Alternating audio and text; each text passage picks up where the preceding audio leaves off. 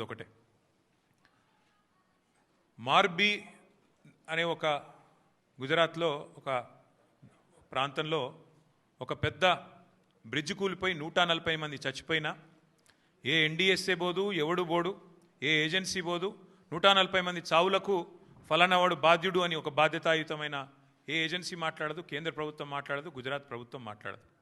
బీహార్లో 4 రోజులకు ఒకసారి ఒక్కొక్క బ్రిడ్జ్ కూలుతున్నా అడిగే నాతుడు లేడు. అదే తెలంగాణలో ఇక్కడ కాంగ్రెస్ ప్రభుత్వం ఉన్నప్పటికీ సుంకిశాల రిటైనింగ్ వాల్ కూలిపోయి 100 కోట్ల నష్టమైన ఎన్డీఎస్ఏ రాదు, ఎవడు రాడు.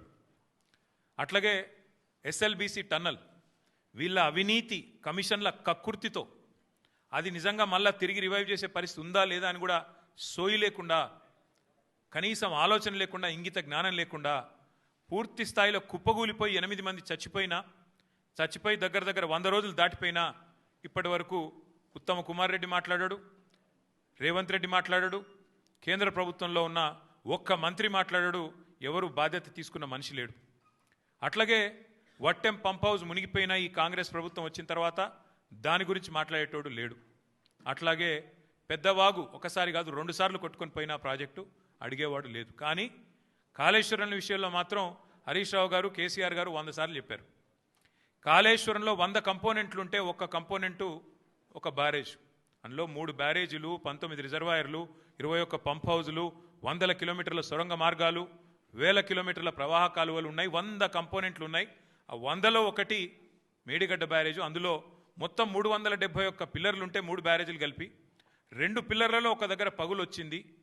దాన్ని పట్టుకొని దున్నపోతూ ఈనింది అని కాంగ్రెస్ వాడంటే దుడ్డెను కట్టేయమని బీజేపీ వాడు 2 రోజుల్లో ఎన్డీఎస్ఏ రిపోర్ట్ అని వడ్డించి ఎన్డీఏ రిపోర్ట్ బీజేపీ ఆఫీస్లో తయారు చేసి ప్రజల్ని భ్రమింపజేసే ప్రయత్నం చేసినారు. దానికి తిరుగులేని విధంగా ఎల్ఎన్టీ అనే సంస్థ, ఏ సంస్థనైతే పార్లమెంట్ భవనం కట్టిందో, ఏ సంస్థనైతే కాంగ్రెస్ పార్టీ కేంద్ర కార్యాలయం కట్టిందో, ఆ సంస్థ మొన్ననే స్పష్టంగా చెప్పింది, ఈ నివేదికను మేము తిరస్కరిస్తున్నాం, ఎన్డీఎస్ఏ రిపోర్టు ఇది చెత్తబుట్టలో పడేయడానికి తప్ప ఎందుకు పనికిరాని రిపోర్ట్ అని చెప్పినారు.